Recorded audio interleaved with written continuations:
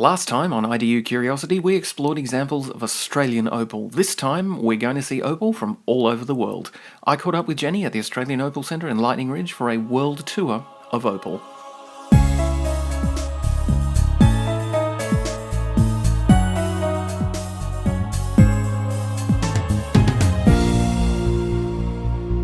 Once again, these pieces have been chosen for their representative and scientific value, so they're not always gem quality, but I'm sure you'll agree that they're all beautiful specimens. Other than Australia, one of the better known opal localities or opal producing countries is Mexico. Mexico is most famous for what's called fire opal, and it's called fire opal because it tends to have a fiery body tone or colour. But these are just beautiful little beetly shaped pieces. I think it's rhyolite, the host material. It's a volcanic or partly decomposed volcanic rock. Within each of those is a lovely little piece of Mexican opal. You can see some of them have got a lovely warm fiery orange body colour, which is quite different to most Australian opal, although there is some really fantastic fire opal coming out of Western Australia now with this reddish to orange body tone. And here's some little rough pieces.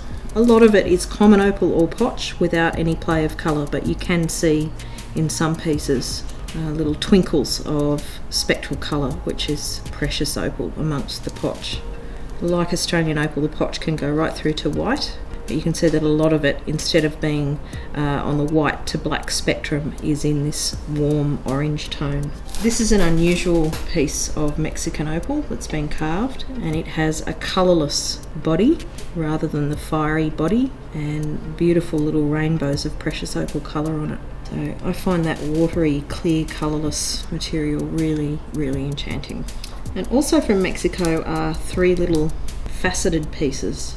Not much in the way of play of colour, but really pretty, and just showing three different body colours or body hues in the Mexican opal. The colourless one has some cracks in it, so it's dehydrated over the time since it's been cut.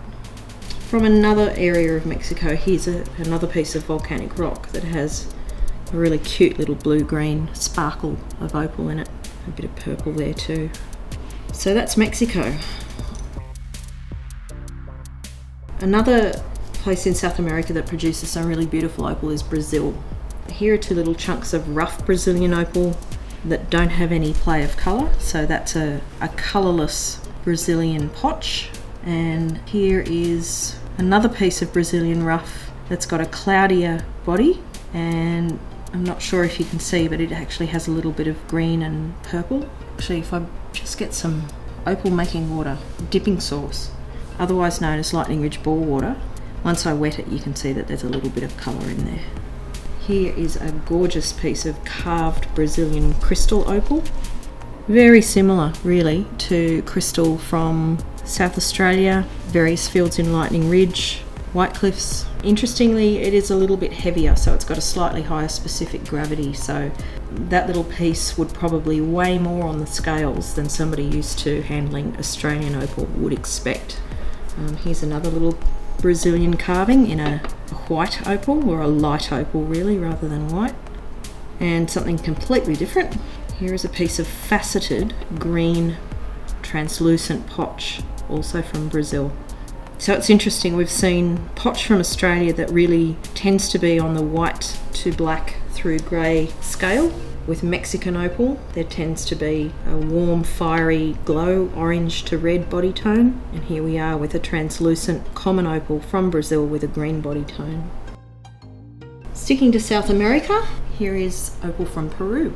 This is called pink opal. It's Peruvian pink opal, and it is potch again, or common opal. But it has this lovely rose-coloured tone to it. And in a similar vein, there is also Peruvian green or blue opal. So here's a lovely big chunk of that.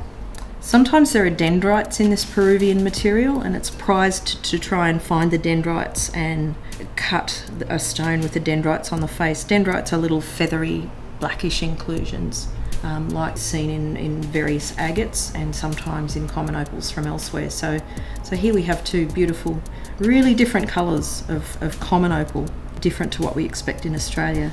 These are quite opaque. If we cut little pieces of this and polish them, the light wouldn't pass through it unless it was a really thin slice. But sometimes it can be translucent. So this is Peruvian material, potch that's been cut into beads. Even common opal or potch can be absolutely beautiful as a lapidary and jewellery material. I think that's just lovely. All right, Honduras. This is a type of matrix opal. This is from the Honduras area. So this is volcanic rock that has opal permeated through the rock, very finely distributed. So if I add a bit of water to this, we probably get a better look at the opal play of colour. So that piece has some lovely reds, golds, flecks of different colour through it. Now Honduras produces other material that has more opal to rock.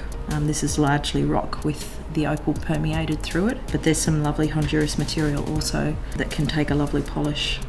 So similar sort of idea to Australian matrix opal from Andamuka or from the Queensland fields, where you've got the opal in the tiny little pores between the particles in a porous rock. Heading north. There are a number of sites in North America or states that produce opal. Probably the best known location is Virgin Valley in Nevada, and it's particularly famous for producing opalized limb casts. So this is a tree structure, a limb from a tree that's been preserved as opal. Really neat piece that. This is a slice through a limb cast too. This has been coated with resin to stabilise it, so some of the Virgin Valley material tends to dehydrate, and this piece has been given a quick coat of resin to trap in the moisture. But you can see the beautiful play of colour. This does qualify technically as black opal. That's quite different to Australian black opal, and because of that tendency to dehydrate, it's regarded quite differently, but what a spectacular piece. And here's another limb cast from Nevada.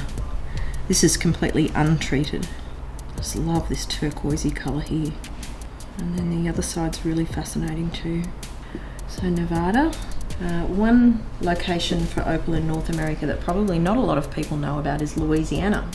Here's some material from Louisiana, and again this is a type of matrix, so it's a very coarse-grained stone that has opal sort of almost like soaked in.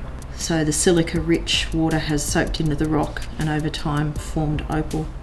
So you can see a little bit of play of colour there. So that's Louisiana, and here is a small piece that's been cut and polished. This is also from Louisiana. So that's a matrix opal from Louisiana in the United States. There's also opal found in Oregon, Idaho and a few other states. Heading north again, here, that's a piece of opal from Canada. I don't think many people know there's opal found in Canada either. But again, this is a type of matrix opal, so it's a volcanic rock that has many, many little tiny gaps or vesicles in it that have later filled up with opal. Let's go to Africa. Probably the best known opal location in Africa is Ethiopia. I have some examples of rough Ethiopian opal. The body tone in Ethiopian opal can be anything from very light to quite dark. So these are little chunks of Ethiopian opal in these little nodules, and this material's got a reddish brown, sort of chestnut brown body tone. So that's rough Ethiopian opal in an opaque browny body colour and darkish body tone. And this is black Ethiopian rough opal. I'll just put a bit of water on those. They haven't been polished yet, so untreated, still in the partly decomposed volcanic rock that it's formed in. And this is an unusual piece of polished lighter Ethiopian opal with a light kernel inside a translucent crystal or jelly body.